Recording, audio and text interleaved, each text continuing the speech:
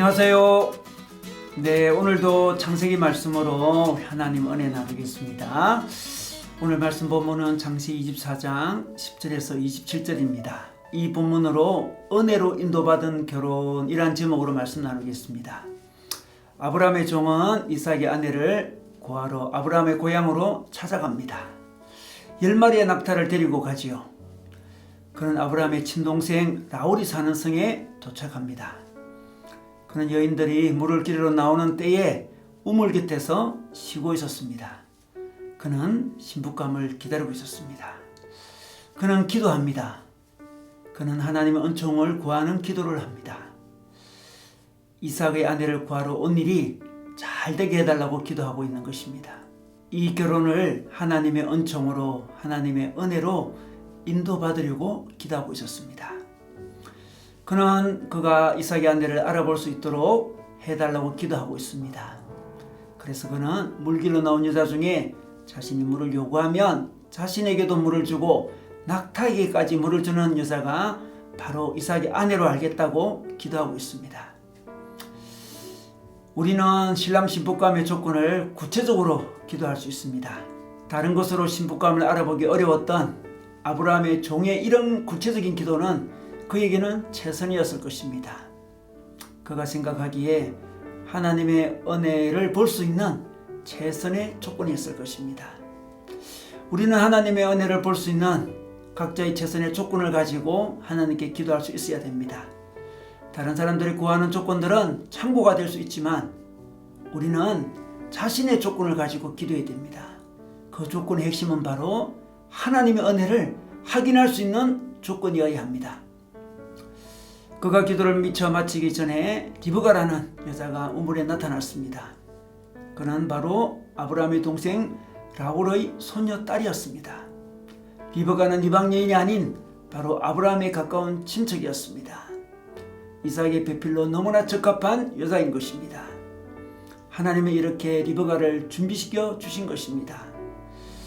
그리고 아브라함의 종이 알아볼 수 있도록 종의 기도 제목대로 리브가는 종에게 물을 마시게 하고 또한 낙타들에게도 실컷 물을 마시게 하였습니다. 낙타 10마리가 실컷 물을 마시도록 우물을 기르려고 하면 무척이나 장시간 힘들었을 것입니다. 그러나 리브가는 그 수고를 다했습니다. 이는 리브가의 인격과 신앙을 보여주는 것이라 할 수 있습니다. 그러나 여기서 더 중요한 것은 아브라함의 종이 바로 그것을 두고 기도했기 때문입니다. 낙타에게도 물을 먹이는 여인을 이삭의 아내로 알아보겠다고 그가 기도했던 것입니다. 그래서 리브가의 이 놀라운 섬김은 아브라함의 종의 기도의 응답이었던 것입니다. 그래서 종은 리브가가 바로 하나님 인도하시는 이삭의 아내임을 알아차립니다. 그래서 그는 22절에 반세겔 즉 5.71g 나가는 금 코골이 하나와 10세겔 즉 114.2g 나가는 금팔찌 2개를 그 소녀에게 줍니다. 단순히 마실 물을 준 사람에게 주는 선물로는 너무나 큰 선물이었습니다. 이는 그가 하나님의 인도를 알아차렸기 때문에 신부감에게 주는 선물이었습니다.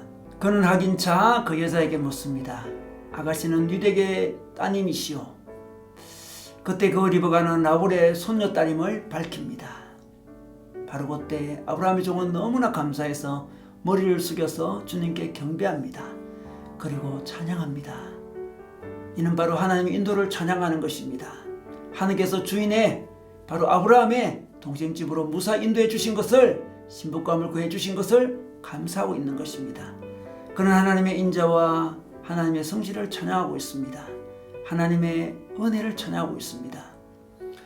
여러분, 우리는 결혼을 인도받을 때 자신이 원하는 조건보다 하나님 은혜를 알아볼 수 있도록 우리가 기도해야 됩니다. 하나님의 은혜를 알아볼 수 있는 조건을 가지고 기도해야 됩니다. 물론 우리가 인간적으로 원하는 조건이 하나님의 은혜를 알아볼 수 있는 조건일 때도 있습니다. 그러나 우리의 욕심일 때도 많이 있습니다. 그러므로 우리는 하나님의 은혜가 드러나는 인도가 가장 좋은 인도임을 알아야 합니다. 하나님의 은혜가 드러나는 기도 제목이, 기도 조건이 가장 좋은 기도 조건임을 알아야 합니다. 결혼만이 아닙니다. 우리는 인생의 여러 가지 일들을 두고 하나님께 인도를 구합니다.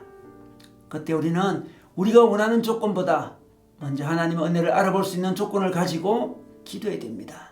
우리는 우리와 하나님과 비밀스럽게 그 뜻을 알아볼 수 있는 어떤 조건을 가지고 기도할 수 있어야 됩니다. 그것이 바로 하나님과 인격적인 교제를 가진 자의 기도일 것입니다. 그렇게 기도할 때 우리는 기도 응답을 받을 수 있고 기도 응답을 받은 후에도 하나님의 은혜를 찬양할 수 있는 것입니다. 우리가 원하는 조건을 가지고 기도하면 그냥 우리의 소원 성취 정도로 생각될 수도 있습니다. 신앙이 깊이 자라지 않습니다. 그러므로 가장 좋은 기도는 하나님의 은혜를 구하는 기도요, 가장 좋은 기도의 응답은 하나님의 은혜가 드러나는 기도인 것입니다. 요즘 어떤 문제를 가지고 기도하고 있습니까? 하나님의 은혜가 드러나는 조건을 가지고 기도해 보시기 바랍니다. 가장 은혜로운 기도 응답을 경험하게 될 것입니다. 오늘도 하나님의 은혜로 인도받는 하루가 되기를 주님의 이름으로 축원합니다.